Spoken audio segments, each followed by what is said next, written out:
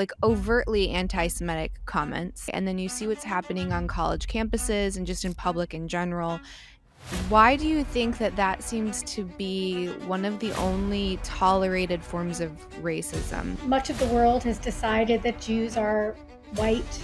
We are not white. We're seen as white and therefore oppressors. But like you don't see trans women that are trying to like bulldoze their way into biological males' spaces. It's not happening. If I woke up one day with a penis, I would hide it. I wouldn't want anybody to see it as a woman. It's almost an excuse to exercise misogyny.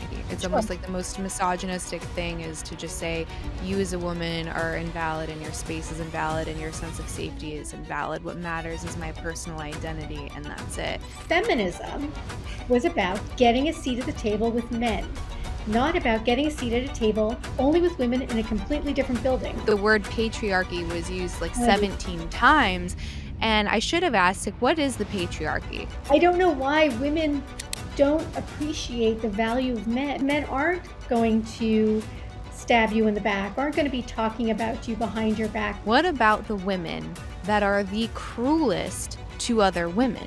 Because women might even be more violent, they just use a different tactic, and it's reputation damage, it's gossip, it's drama. This whole believe all women thing, I don't believe it.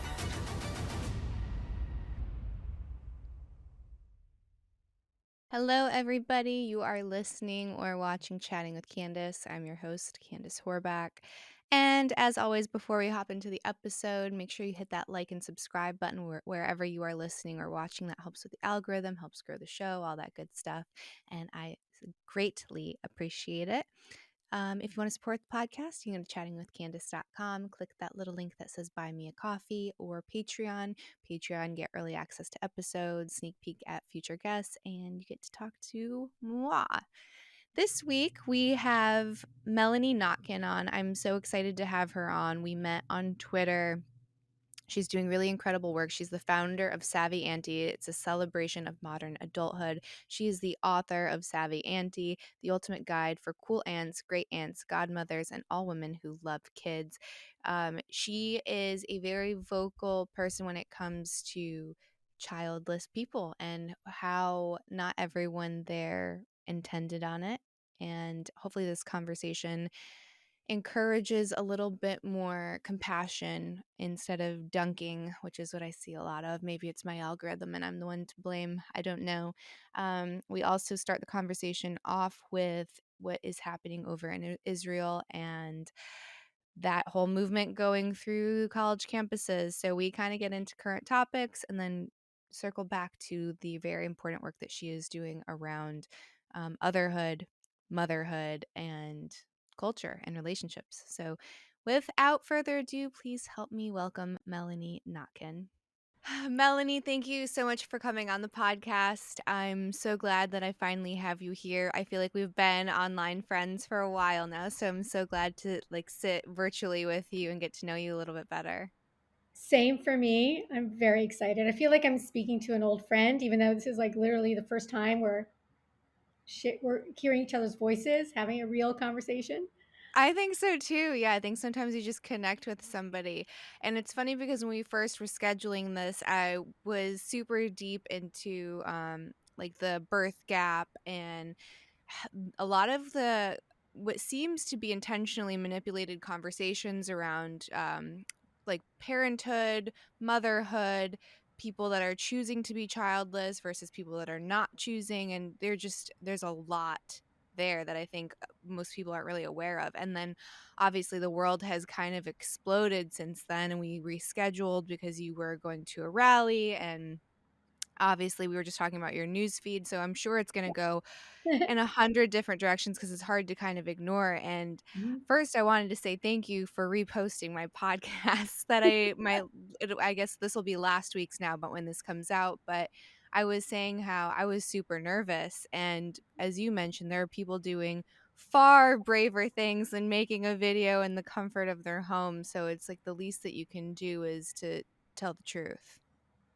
Absolutely. I mean, we're all on the front lines, whatever our front lines are. Thankfully, our front lines are right now in the safety of our own homes or wherever we are when we're tweeting.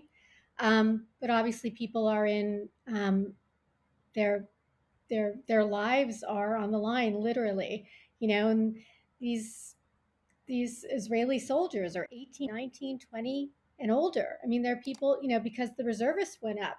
They're in their 30s, 40s, up to age 50. So it's sort of the least I think we can do, is share the truth and not be afraid of it. And we must bear witness. We must bear witness. I mean, whenever I post something, I keep saying, but please don't look away. I went to this retreat lately, like recently, and the way that they kind of described evil was like everyone thinks it's this very dark thing. Sometimes it's very hard to see, it's hard to notice. I don't resonate with that, but that was kind of what he was saying. A lot of popular opinion is, and he's like, no, it's actually a blinding white light. It's so obvious, and it's your job to stare at it, to look at it, to not look away, because sometimes the things are so atrocious that that is the reaction, is just don't look, don't pay attention, it'll go away, but it's your obligation as a good person to look. Yeah, you have to look, and you have to share, and you have to Mhm, try and get other people to look. mhm, And, and I think that's what the hostage posters are about, is so these people, many of them are still hostages, are mhm, not forgotten, that we keep seeing their faces again and again, especially the babies. I shouldn't even say especially. I mean, the moms who haven't seen their children, the children who haven't seen their moms, the men. We can't forget about the men. I mean, we elevate women in these situations, but of course, men. Many of the fathers are left back as hostages while their children or their wives um, have been able to go back. Of course, there's still hundreds of hostages. Not all Israelis, not all Jewish. Um, a lot of foreign nationals. We don't even know where some of them are. Some of them are in people's homes. Like some Palestinians just took them as sort of as prizes or something. Um, and Hamas claims they don't even know where all of them are. I mean, it's horrible. And that's why we have to keep showing it. We can't forget these people. They mhm. they they can't be lost from our sight and from our thinking and from our hope to get them back.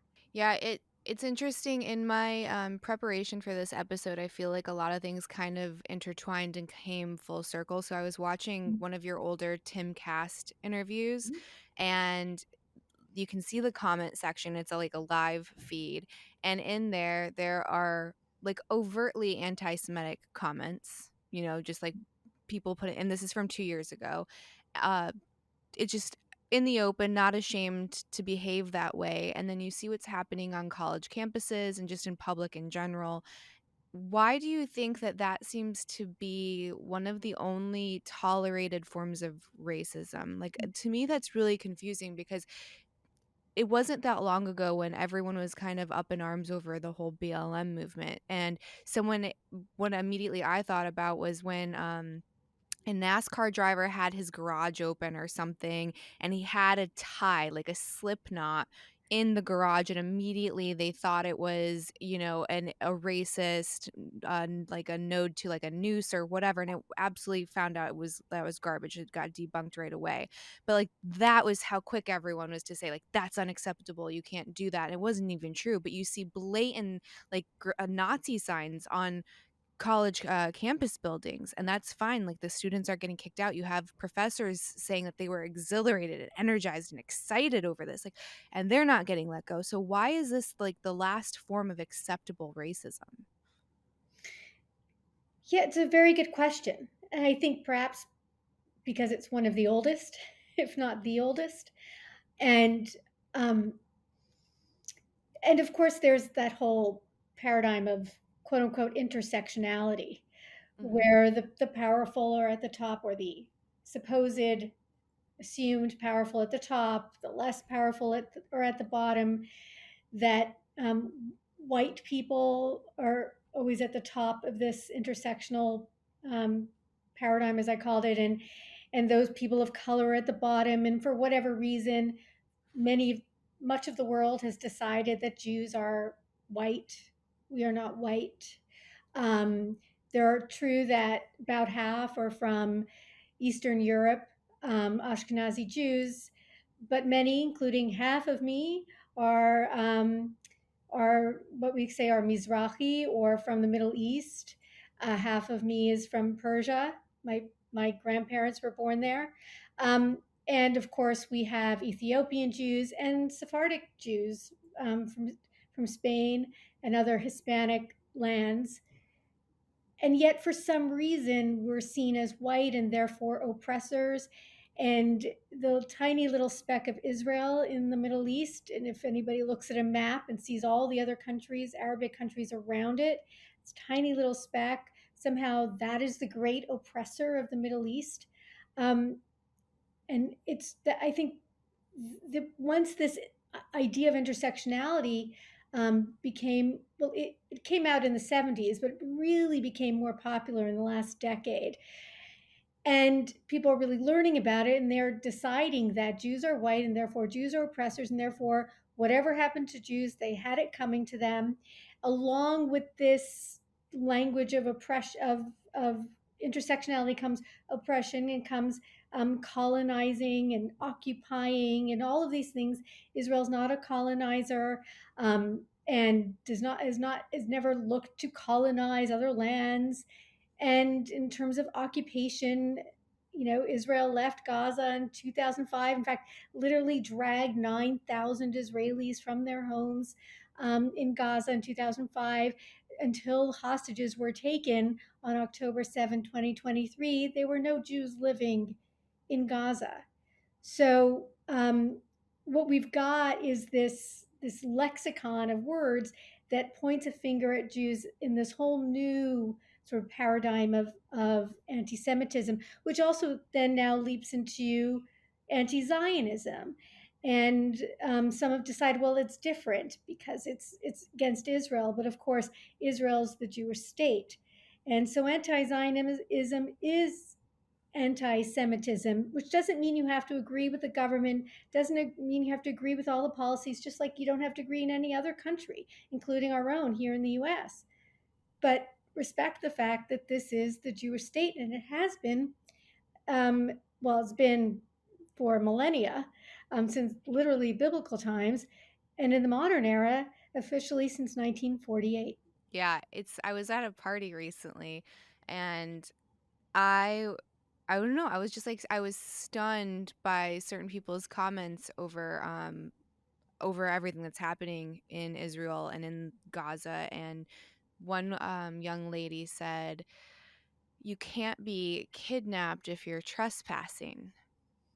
And I just said, "Whoa." Like, I immediately said, "Did you just?" And then I bit my tongue and I was like, that old Bible verse, which is don't cast pearls before swine, right? Like, just don't get into it with someone who's incapable of appreciating whatever it is that you're presenting, and just recognizing that. And that's the situation I found myself in.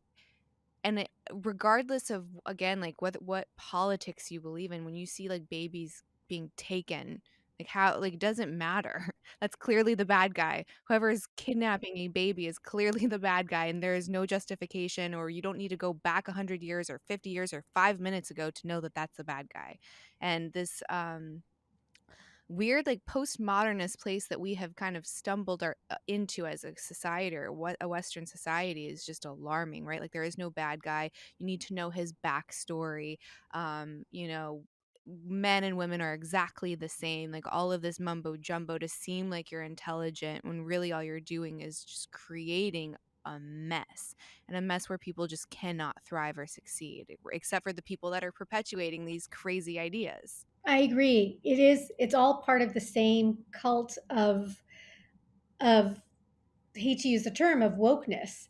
Hmm. You have all of these words and all of these assumptions you're supposed to make. I mean, we have it certainly, if you're a Democrat, you're supposed to believe certain things. If you're a Republican, you're supposed to, agree with certain things. And of course, most of us agree with some things and not others. Hmm. And when it comes to this, the assumption is, well, okay, well, if Israel is filled with Jews and Jews are white, and again, Jews are not white, then whatever they do, they must be the ones who are guilty and or deserving of whatever it is that's coming to them. And it's as if they can ignore any facts, any true history. And if one brings up the facts and true history, they decide that that just couldn't be true because it's coming from the mouths of the Jews and the Jews are the oppressors. So you just keep going in circles. And it's so, again, all we can do is just keep trying to share the truth and, and, and do what good people do, which is, um, well, you mentioned I went to a rally. So I did. I went to Washington D.C. for the March for Israel rally. I don't know if it was a rally, but it was 300,000 of us, and not only from the U.S. I saw a lot of Canadians there. People flew in from all over the place to support, and people keep remarking. Even last night, somebody I met had been there. We kept saying, "Wow, look at us. We're so proud of us," because there was no litter, there was no violence, there was no screaming. There was all, it wasn't joy because we were there thinking about all the hostages, many of whom hadn't yet been released. And of course, many of them are still hostages of the soldiers who were on the front lines. And of course, the people who were the 1,200 people who were murdered, several they don't even know, they haven't even been able to identify their DNA, sadly, tragically. And yet, here we were united, and there was this great feeling of of peace having each other, even if we were just strangers, many of us to Mhm. each other, most of us to each other. So I I've just never been more proud to be a Jew than I was right there in that moment. And I think we just have to keep showing. I'm saying we Jews and allies, as many like to say, um, that we're better than destroying, than being violent, than harassing. You talked about what's going on in the schools. I mean, I have a very a first degree relationship with a young woman who was in that Cooper Union Library. Whoa. And this stuff is very personal. Everybody seems to now know somebody, whether here in the U.S. or in Canada, where I'm from. I'm from Montreal. The anti-Semitism there is becoming very violent. My high school building was shot up a couple of weeks ago. Thank God it was at night and nobody was there. Nobody got hurt. Um, it's becoming very threatening.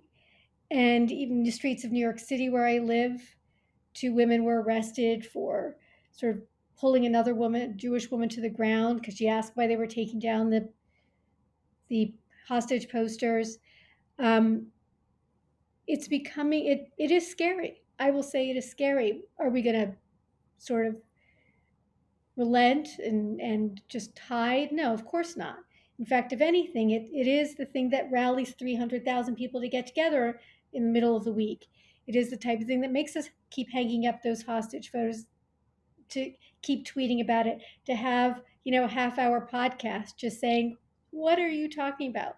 Like you did last week, Candice. So it's the time to be stronger than ever. And where do you find that bravery? Because I was gonna ask if you were scared, and you said you're not, and you just said we're not gonna hide. And where do you find that courage? Because the threat is real. You see the videos; they're endless online. I ask because I found out later on in my life that I was Jewish, and the whole way. I guess the whole reason I didn't know. So my grandfather had survived one of the camps Mm, and had to after he was let out, save up money and immigrate to the United States. And then he just kind of hid that part of himself, like shut it down. My mom knew, she went to Hebrew school and all of that, and for similar reasons just like didn't really broadcast it.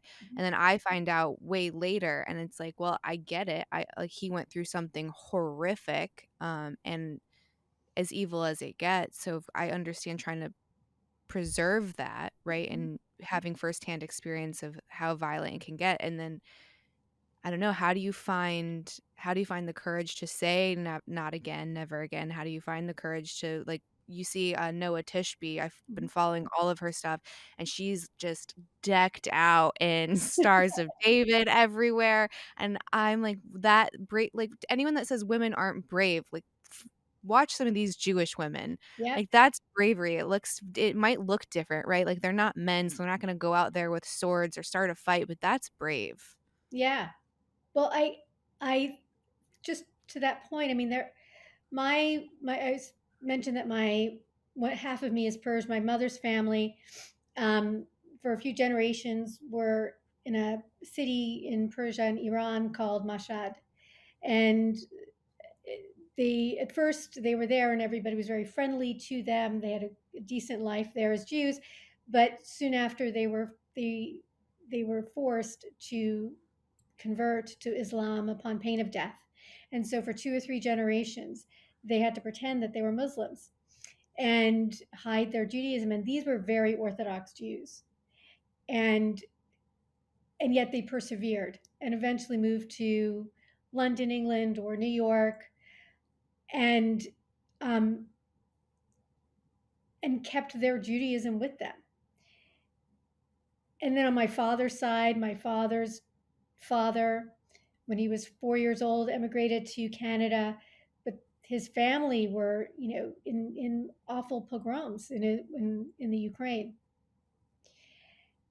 It's because they survived that I have to be fearless. Mm, And I say that, in a way with, you know, there, I know what 2 friends of mine have nephews who are soldiers and were killed in the war since October 7th. Um, what I'm doing is hardly anywhere near as brave. It's sort of the least I can do. mhm. And, we're all soldiers now in a way. So that's what you got to do. We are at war, and Israel's the Jewish state. And, I have the luxury of being able to go visit whenever I want. And the people there, the 9 million or so Jews there, they're keeping it safe for me. They're guarding it. They're guarding it for me. It's the least I can do is to be brave for them. So I was reading one of your recent articles, and you were talking about these. Let me see if I wrote it down. It's one of those dinners, the thought criminals dinners. So that probably sounds impossible to a lot of people. You were saying that there are basically every political affiliation, and you guys get together and you wrestle with ideas, and then you'll go and enjoy dessert. And it sounds like no one's taking things personal. Have How do we get back to a place where we can have civil discourse and have difficult conversations around tough topics and it not be so polarizing and it not be so alienating? Well, talk about being fearless, right? Yeah. Great.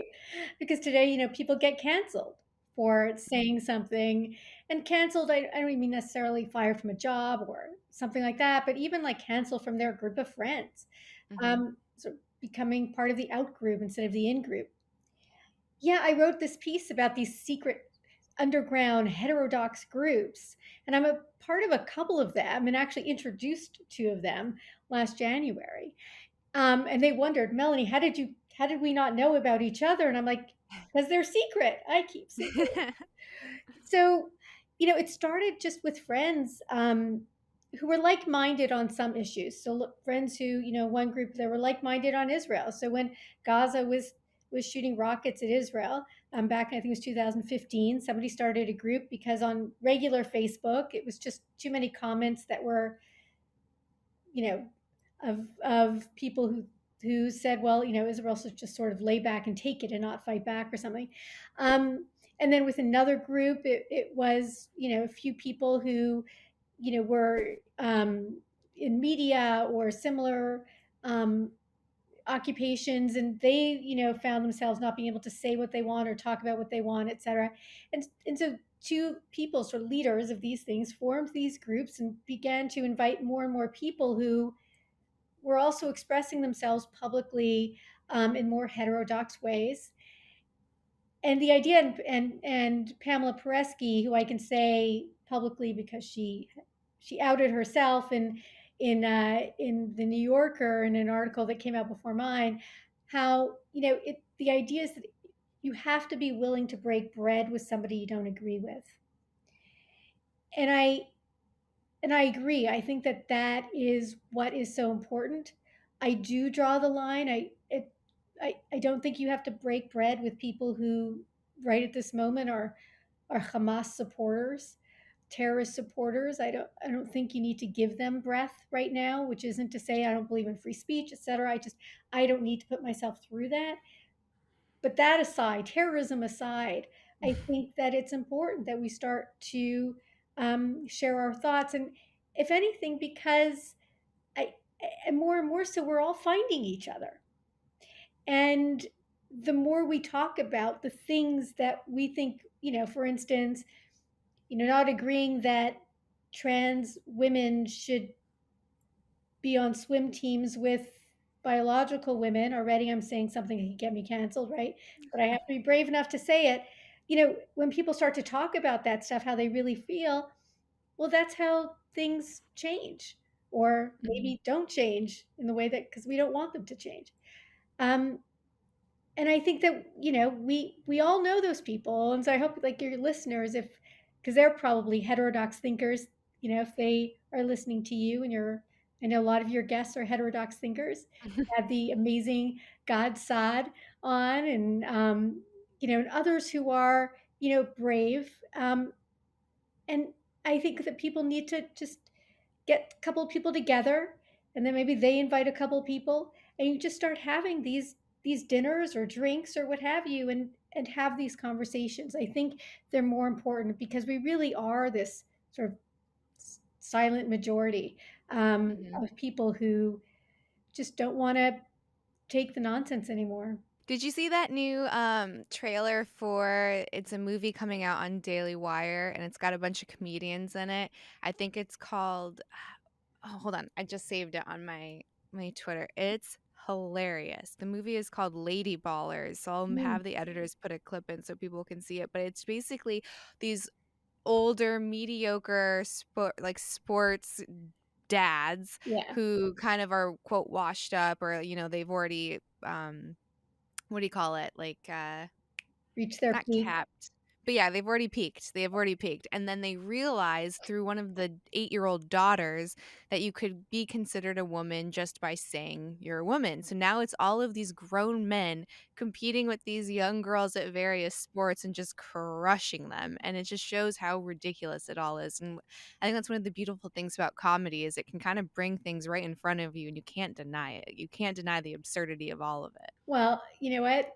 It, I think that we haven't had that because comedians haven't been able to be funny, right? So it takes, unfortunately, the Daily Wire to come out with this type of movie. And I it's been a while since. I mean, I don't. It's sad. I don't watch the late night shows, or many sitcoms just aren't that funny because you just can't laugh at life anymore, and Mhm. everything has to be this sort of lesson in whatever is the latest, hottest, politically correct thing. So, yeah, I love it. I encourage it, and I'm glad that, and I'm hoping that more mainstream. I just need it to creep back into the mainstream media and creative outlets. So do you think a lot of what's happening with like something like the Leah Thomas Mhm. situation, right? Yeah, Is that just is that men and young boys not having opportunity to find purpose and have like a valid struggle where they can have that feeling of achievement, right? Like they don't feel like they have a place and now they're encroaching on women's spaces. Like what is because it you don't see the inverse of it. Like you don't see trans women that are trying to like bulldoze their way into biological males spaces. It's not happening. right, You do see biological or you do see trans women often, that's what you see in the news that are going into women's locker rooms, going into women's sports, going into women's safe spaces, trying to go into women's prisons. Like it's weird, and I've had Buck Angel on the show, and he's, like, a trans man, and he's like, "Please don't put me in the male prisons. If I ever get in jail, like, I will die. I will die in there." Right. So it's acknowledging that, like, biological sex is real and there is a difference, but for some reason, we're letting our young girls just get beat up by biological males. Yeah, it's terrible. It's and of course not just beat up, but losing out on competition, losing out on scholarships, losing out on the experiences they worked hard for, Mhm, or losing out on their privacy. mhm. So, I think there are a number of things going on here. I think that in a way, actually, girls have been encroaching on boys' territory. For instance, all of a sudden, the Boy Scouts couldn't be Boy Scouts; they had to also now have girls. Okay, Um, yeah. I think when there's girls in STEM, there's no boys in STEM. To your point, I think that boys are being left behind. Nobody, we don't champion boys the way we champion girls. Um, Even now, if you're in college and want to get an internship, you may see a flyer around campus, and it says, people BIPOC, people of color, and women are encouraged to apply, which means guys don't bother. Um, it could be that some of them are just trying to say, you know what, I can't make it as a man, I'll make it as a woman. It could be. In fact, wasn't it like a month ago? Wasn't there some competition for women, and a bunch of guys came and said, "Well, we're women today." Some student competition. I forget what it was. Um, and you know, there are also issues of, well, let's say there is a small percentage of these trans girls and women who do have severe gender dysphoria. Okay. But then there are those with autogynephilia, which I don't know if you've talked about in your podcast. They Briefly, yeah, ages ago. they get, basically turned on by people thinking they're a woman. I'm not accusing Leah Thomas or anybody else of that. I don't know their psychology. But here's the difference, I think.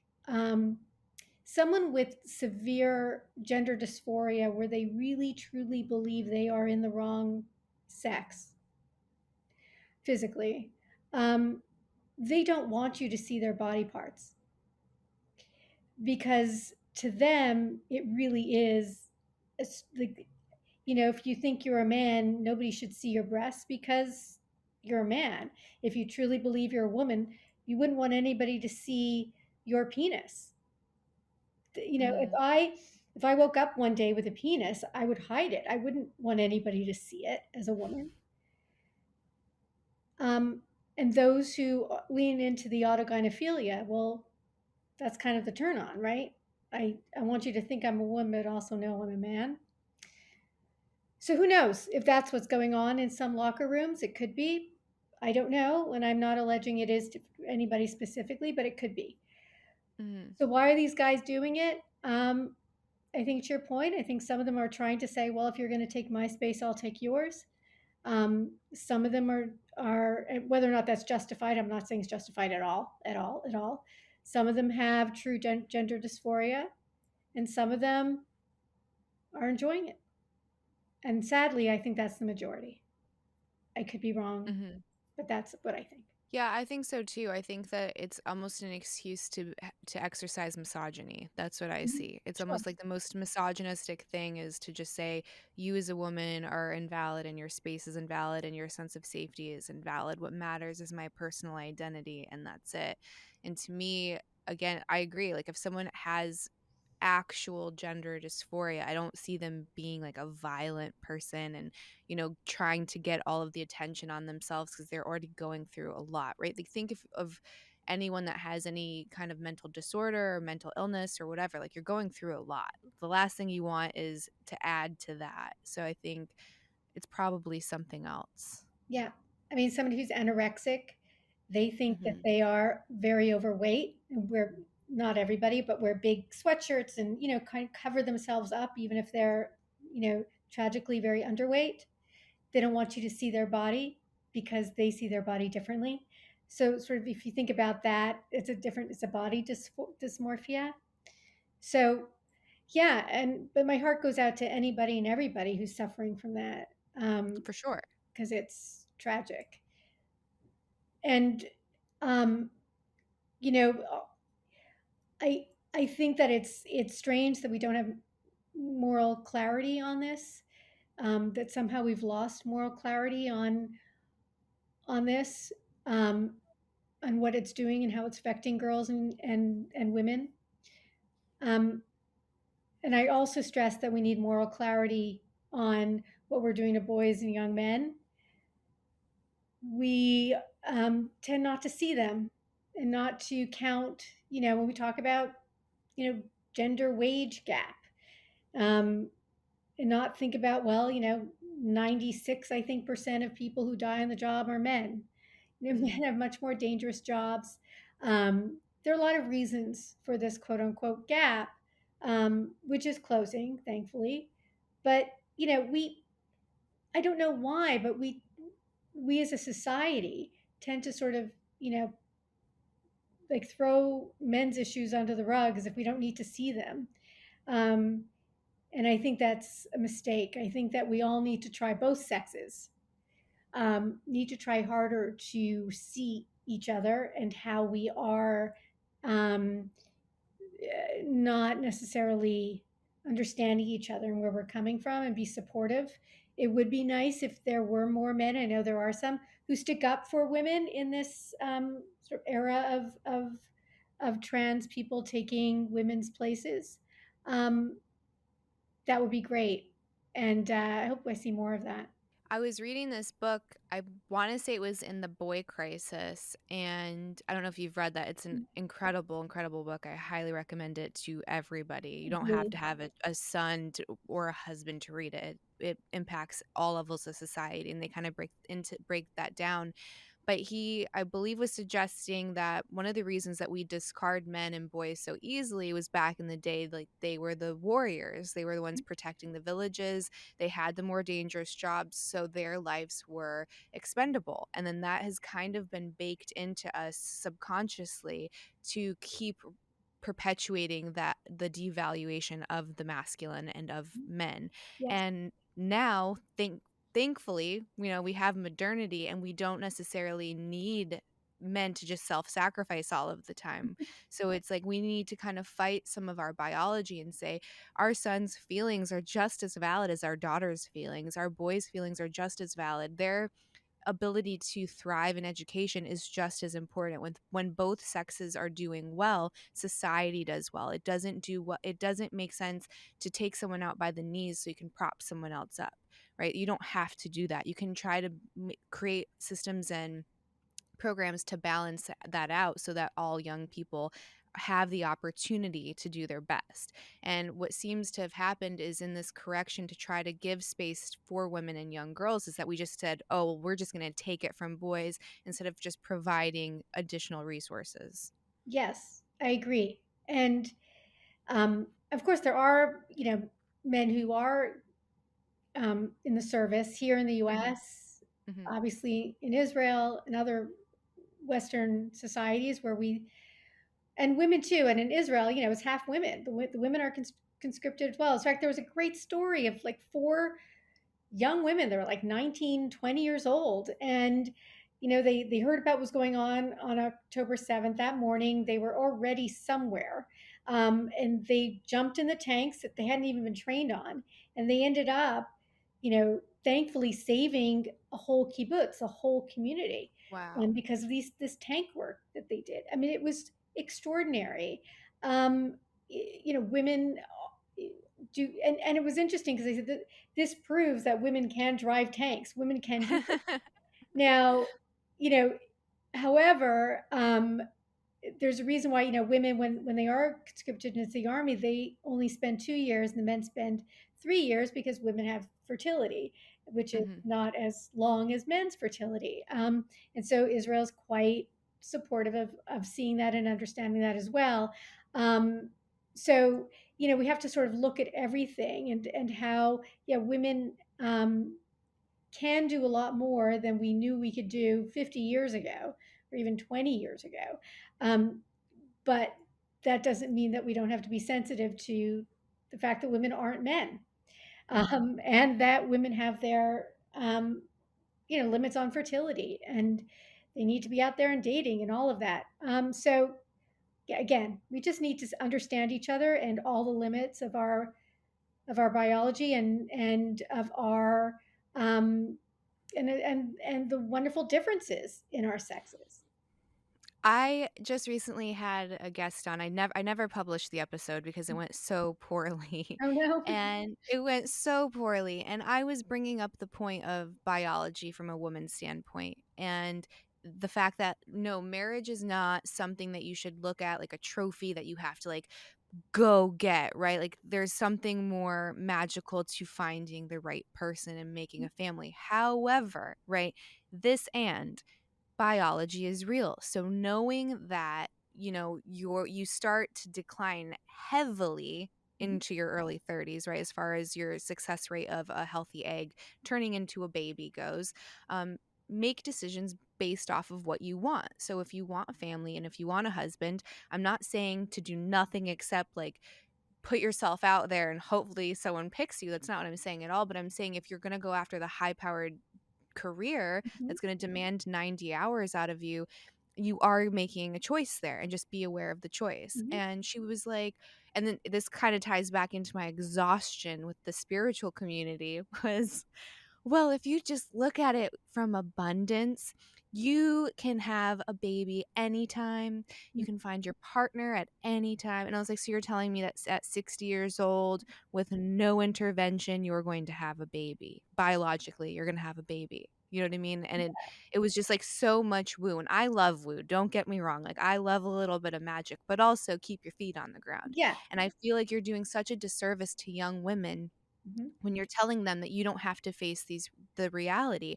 And I had Stephen Shaw on, and he's like at least half of the women who can no longer have children didn't plan for that, right? Like they And more than wanted that, it's families. actually been about 80% of women, including Whoa. me, Okay. who want children, expected children. Um, and yeah, actually, I listened to that episode, and Steven's a good friend, and I love He's him. great. Yes, he's great. His work on birth gap is fantastic. Yeah, so, and I wrote my second book, Otherhood, yellow book behind me, is a reported memoir on what happened with Generation X and now older millennials who expected that we would have the education and the career opportunities our mothers didn't have the access to. I mean, when, my mother, that generation, you know, were thinking of getting a job, it would be, you could be a secretary, a teacher, a nurse, or a nun. So if you were Jewish, you only had three choices, and maybe a seamstress. And my generation, girls of the 70s and 80s, we had much more choice. And with that, came guys who were dating these women, who, by the way, were not prioritizing career. I think that's a bit of a fallacy in that um, not all women are looking for these high powered careers. They want to make a living, they want to earn a living because they're not living at home at 35. They're have their own homes. In fact, single women are more likely to own real estate than men. But at the same time, they're I mean, I remember I moved to New York from Montreal when I was like 23 or 24, and I was literally asking about like maternity benefits in my job interview because I was totally coming to New York to meet a great Jewish guy and get married. Well, 30 years later, still looking. And that was my priority. Marriage was my priority. I worked in nonprofit, partly because that was my visa to work in the US. Um, but also because I expected I'd get married, and I wanted to be able to earn a living. I didn't want to, depend on my husband so that if God forbid something happened to him or we divorced or what have you, that I wouldn't have a way to earn a living. But no, marriage, having children was without a question my priority. So it doesn't always happen. But in general, most women I know and talk about in my book, in Otherhood, um, who really wanted children would always prioritize. You know, I remember somebody would say, well, you know, she was 35 at the time. Well, you know, I'm a career woman. I said, well, there are no career men.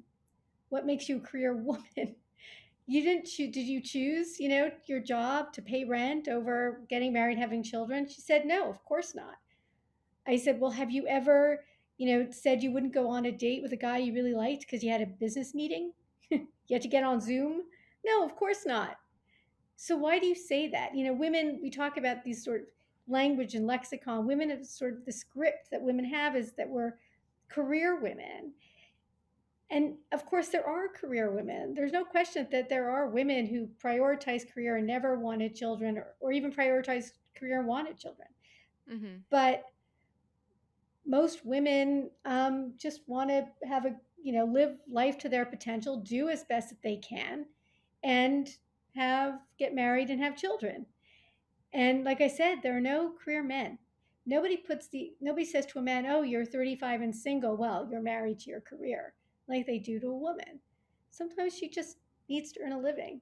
So I push back on that, on the career woman thing. You know, back in, you know, in the Mad Men era, you know, Peggy Olson was a career woman, no doubt about it. There were career women because they were outliers. Today, even married mothers work.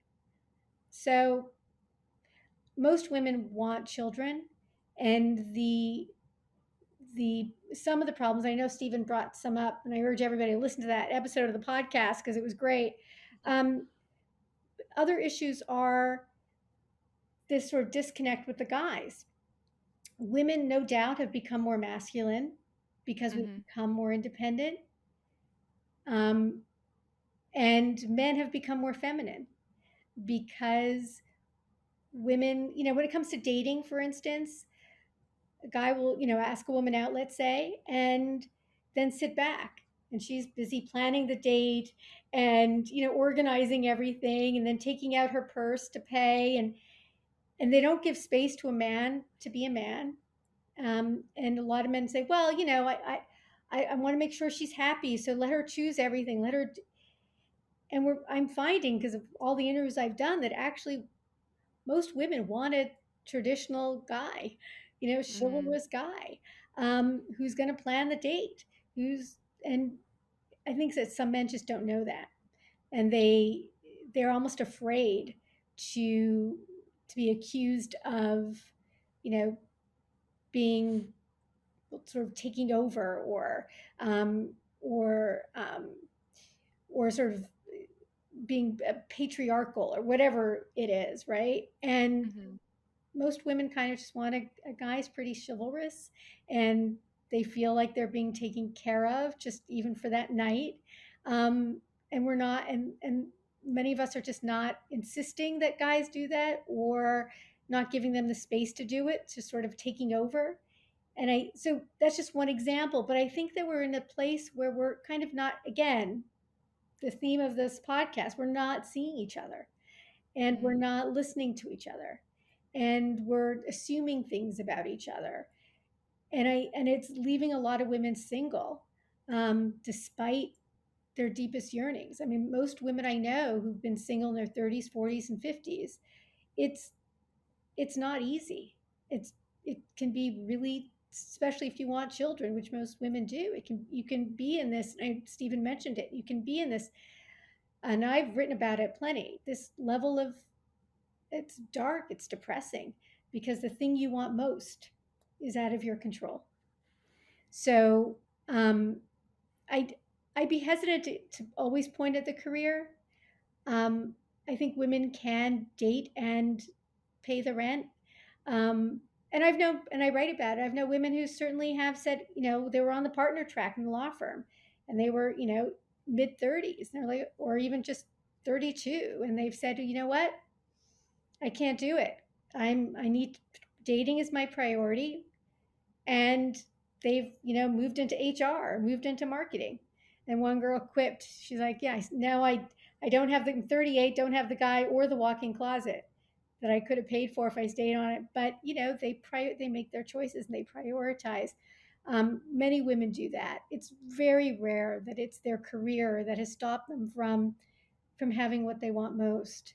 If you meet a couple and one lives in one state, the other lives in another state, more often than not, the woman moves where the guy is. Like women will do somersaults just to be with the guy she loves and get married and have a family. Um, there's very few things that will stop a woman getting what she wants, except the things she can't control, which is what you started this podcast with, which was the magic of love, finding love. And I don't mean that in a sort of in a fairy tale way. Women don't want a prince. I always say, what would I do with the horse? I don't want a man in tights.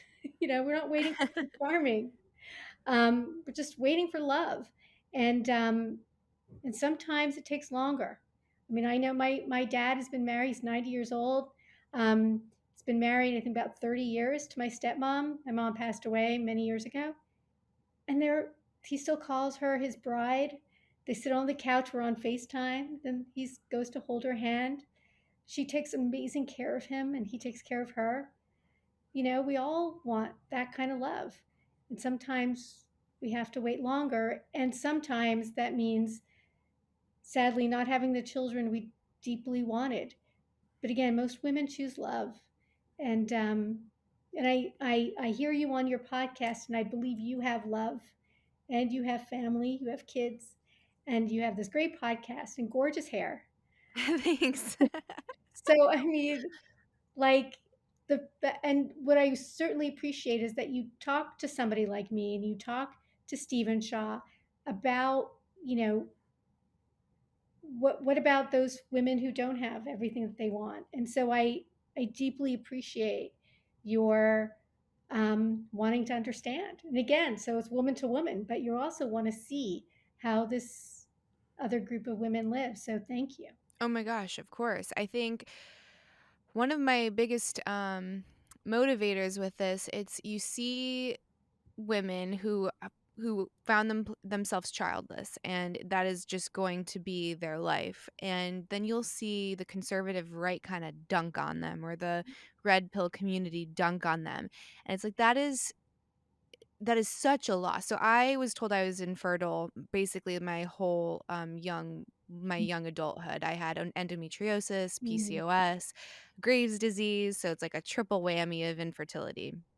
I did a bunch of just more Eastern practices, and thank God it worked. In my mind, that is kind of what led me to being able to be a mother. But I had to grieve the idea of being a mom when I was younger, because was told by multiple professionals it wasn't going to happen. So if a woman had, and even a man, if you have the idea of you want a family that is part of your future, and then you are come to the realization that you are not going to have that, it's devastating. It's Yep. absolutely devastating. So the last thing anyone needs to be doing is dunking on that person. That makes no sense to me at all, and it's the side that's supposed to be, leading with compassion, and I don't see very much of it there. Mm-hmm. um and then also additionally, you have like the quote red pill based community that's now telling young men not to get married and not to have kids, and that is what an alpha man does, is he has a harem, and that is the most meaningless way to live, in my opinion. Like, you want to build a life with somebody.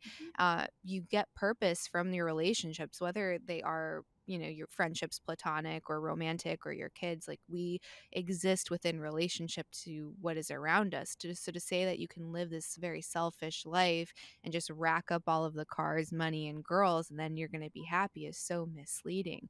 So I just think that there needs to be more of a nuanced conversation around, like, well, what is fulfilling? What's happening to this large amount of people that aren't having kids, like, unintentionally, right? So that if you're someone who's maybe in your early 20s, that you can learn from other people, Yep. right? And maybe make different choices, or stop dating the wrong person. I see that a lot too, and I think we talked about it on Steven's episode, because there was this one poor woman, I think she was Thai, and she was married to a white man, and he's out drinking at the bars all day, smoking. She's at home cleaning, cooking. She wants a family, but he's not ready yet. And he's really a good guy.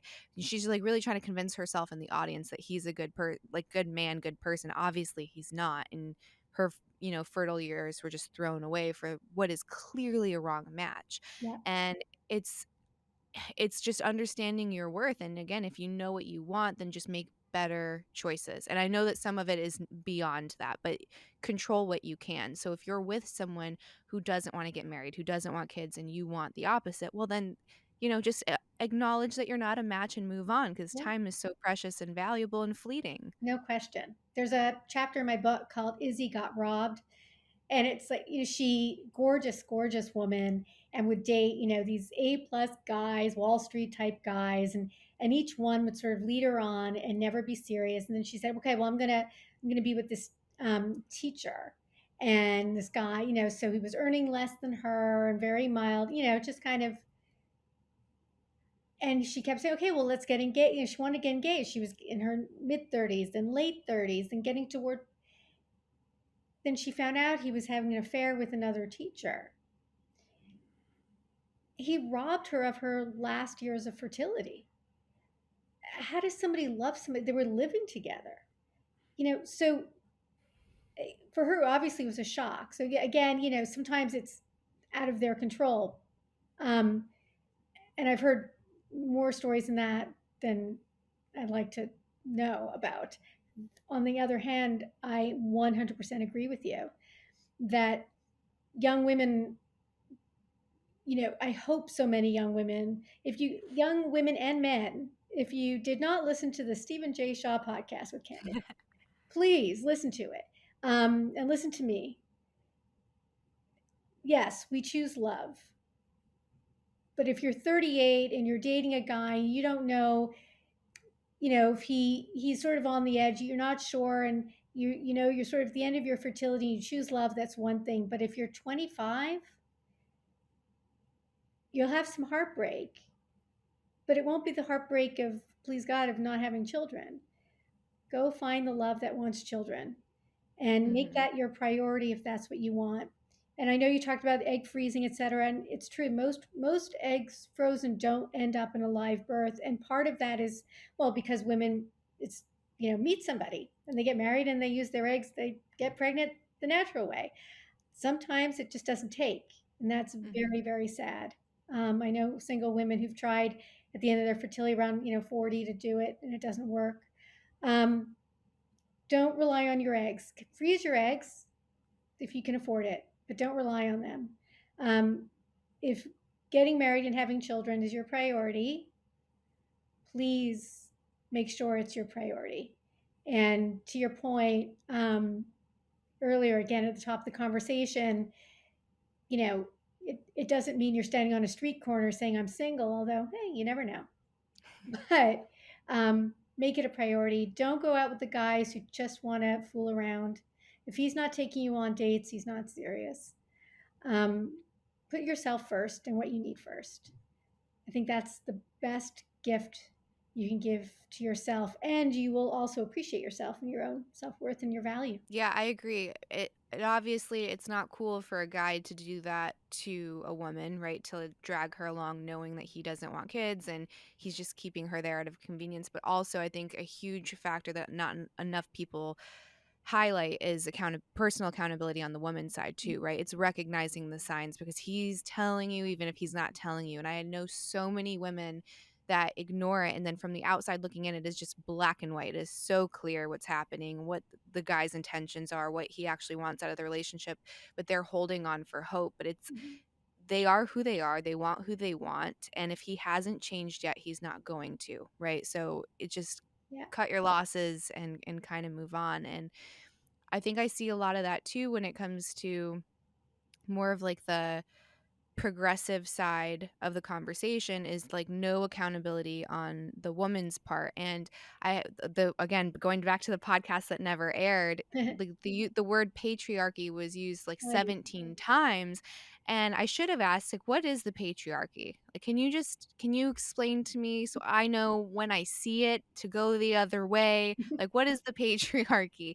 And one of the questions, and it goes back to women not holding other women accountable, was she was kind of blaming everything on the patriarchy or men.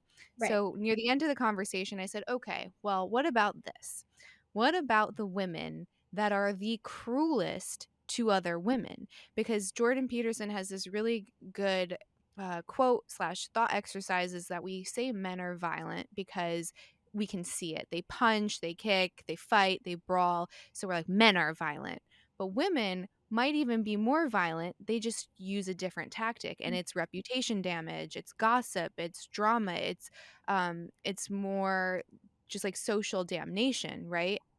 Yeah. So when Yeah. you have You're a woman who's like, especially when it comes to sexuality, you have a woman, let's say she's more promiscuous, the people that are going to critique her the most are actually other women, and that's more because of competition. So what's that about? Like, obviously not men. So why are some women so violent and cruel to other women? And she paused, and her response was, the patriarchy. "Yes, Yeah, yeah, yeah, I, yeah. you can't do Right. that." No, and women. Yeah, this whole like women's spaces and women.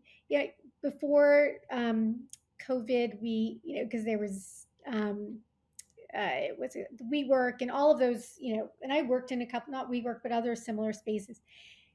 And then they started this thing called the Wing. I don't know how far it got across the country. It was in New York, and it was for women only. In fact, like you couldn't even have a male visitor, like for a meeting there, what have you. And I'm like, feminism was about getting a seat at the table with men, not about getting a seat at a table only with women in a completely different building. I don't know why women don't appreciate the value of men.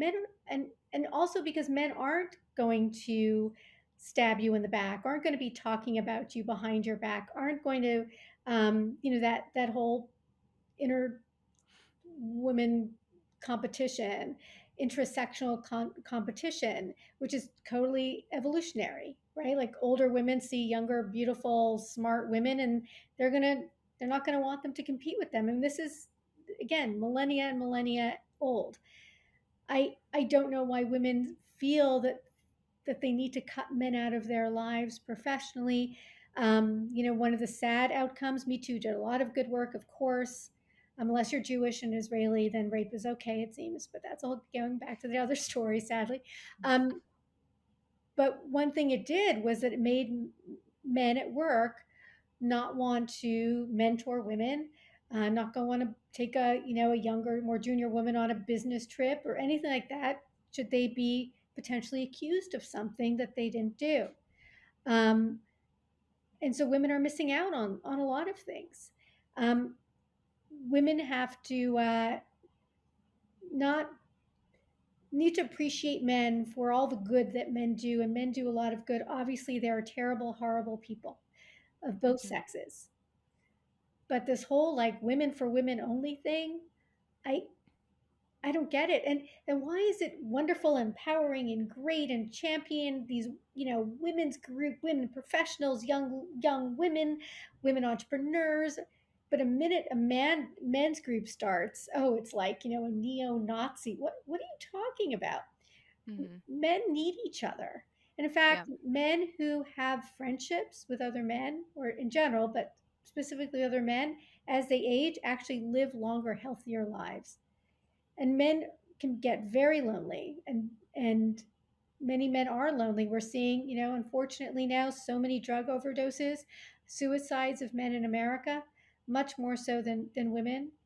Um, I I think again, going back to the theme, seems to be the theme of this podcast. We need to see each other and understand each other and the value of our sexes. And yeah, I this whole believe all women thing, I don't believe it.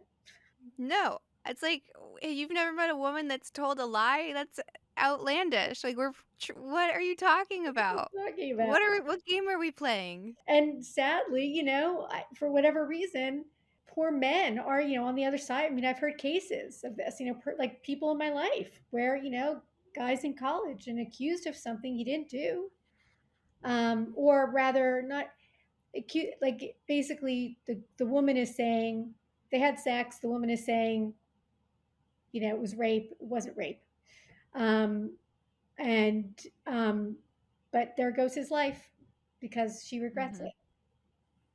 So Mhm. this is, I don't know why we can't love the other sex, appreciate the other sex, unless ironically the other sex wasn't biologically that sex but has transitioned to that sex. Then it's no holds bar.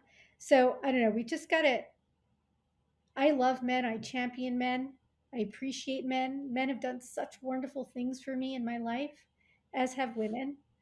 um, I hope again we can begin to see the value in each other. I agree. I think that's the only way. And then you have to ask yourself, it's who benefits from all of this division, whether it's Mhm. between the sexes, between political ideology, between race, whatever, right? They want you so busy fighting that you don't see other encroachments that are happening. And I think when it comes to men and women, if you can divide the household, well, now, you have the kids. Right? Yep, Big Daddy government has the kids, and you get to teach them to continue to hate each other, and on we go. And yep. it's it's sad too because you would think that by having a son, for example, would wake you up to how ridiculous some of these ideologies are. But you will see, like one of the what's her? I always mess up her name. She's a supermodel, Emma Radikowski, I think. Mhm. So she has a son, I believe, and she is like one of those very traditional. I hate men. I'm a feminist. Julie Fox has a son, and she's did a lie detector test that went viral, and the guy asking the questions was asking, "Do you hate men?" And she's like, "No, I don't hate men." And he says, "Well, that was a lie." And she goes, "Ah," and she's like gasping, but it's funny. I'm like, "Well, your little boy's gonna be a man and he's gonna see this." And that's really embarrassing. And that's really sad because he deserves to be loved and he deserves for you to want the best for him, just as your daughter would if you had one of those. And I don't know, it's like these mental gymnastics that you can do where you say you hate men, but then you're raising one. It doesn't make sense to me at all. And it just breaks my heart. It doesn't make you more of a woman to hate men, and I don't know why or how that became a thing. I don't know. There's a lot in the culture of Gen Z about that it's a celebration to break up with a guy. I, Oh, I the divorce parties, have you Yeah, seen those? parties, but even breaking Yeah. up with a boyfriend. I don't need him. I don't, what I mean, it's we had some of that in the 70s where I can bring home the bacon, fry it up in a pan. There was this old soap commercial, um, but somehow it's resurrected itself into this kind of really um, oh, I'm forgetting what's the word, the opposite of misogyny for a woman. I'm forgetting the word. The female version of misogyny. Oh, Um, I didn't know. you Oh, emasculation? No, yeah, that, but it's a different word. It's mal something. Anyway, I'm sure somebody will put in the comments. Um, women, somehow it became this, like, again, this idea, back to that theme of just, you know, just throw men under the bus. Like, who cares about men? I don't understand where it's coming from. And to your point, like, I hate to think that there's this, powerful something or other that is driving men and women apart. And I do think um, that men and women are being driven apart, and and all that's left are sad women and sad men, or lonely people. And I hoped that COVID would have changed some of that, that people would see how hard it is to be alone, and yet somehow it's stronger than ever. um, and it's as if, speaking of believing all women, I don't believe it when women say that they don't want to, they don't want to be in love, they don't need a man. I mean, straight women, obviously. I don't believe it. Obviously there will be some women like that. Maybe I know a couple, but in general, know of them, I don't know them personally, but in general, I mean, it's okay to need somebody. It's okay to want somebody. It doesn't make you less powerful. It doesn't mean you can't take care of yourself. But to have the opportunity to take care of somebody else, to have the opportunity to know you can just let go and have somebody take care of you. I mean, I'm sure you have with your husband. There are days where he's just like, I just too stressed, I can't deal, or same with you. And you balance each other out. I mean, that's what relationships are for. And they can be, they don't have to be heterodox relationships. People of the same sex can have those dynamics as well. Mhm. But we just in general, we need each other. And I don't know, like I love being in love. I love just going on a date, even if I know, it's not going to be something. I just love, just being out with somebody and discovering somebody and laughing and learning about somebody, probably learning about myself. I I hope we can bring love back. Let's bring love back, Candice, you and I. I hope so. I really do. That's an amazing note to end on. Yeah, you could choose anything, so just choose love. It's not bad. It's not bad. It's great over here. I promise. It's great. I've been in love. I've been in love for like a day. I've been in love. I've been, I the one thing that you never have to lose hope on. You can lose hope on having children, but you never have to lose hope about love. There's a line in my book, Otherhood, talking about my dad, his then 80th birthday, and I went to visit him, and all these beautiful couples in the at the party, all gored, all in their 70s and 80s. And it starts with, sometimes the first snow falls late in winter. Sometimes love comes later, but it's worth the wait. That's so beautiful. Before we wrap up, can you tell everyone where they can follow you, how they can support you, any projects you're working on, all that good stuff? Thank you very much. And thank you for this. I love talking to you. You too. Thank you. So, yeah, so Savvy Auntie, SAVVYAUNTIE on all the socials except TikTok, because I ain't got time for that. And Otherhood is my book. Men, especially women, but men will love it too. I'm very proud of it. It was actually optioned for television, although never happened, but it's that good. And yeah, on Twitter, I'm talking a lot about Israel, but everywhere else, talking about Aunthood. So join me there and save the date. The fourth Sunday in July is the, I think, 16th annual Aunties Day, where you can love all these, celebrate all the other mothers in your child's life, or if you're an aunt, celebrate yourself. So thank you very much, and I hope we continue the conversation on social. I'm looking forward to seeing you there. Yeah, you too. And thank you again so much. My pleasure. And that's all for this week's episode. Before you go, please leave that 5-star review. It helps me out immensely. I really appreciate it. And if it's been a while since you've done it, you can do it more than once. Hit that little button for me, please, before you go. And I will link all of our guest resources below. If you enjoyed the conversation, share on social, share with a friend or two. That's the best way to grow a show is word of mouth. And I will see you next episode. Bye, everybody.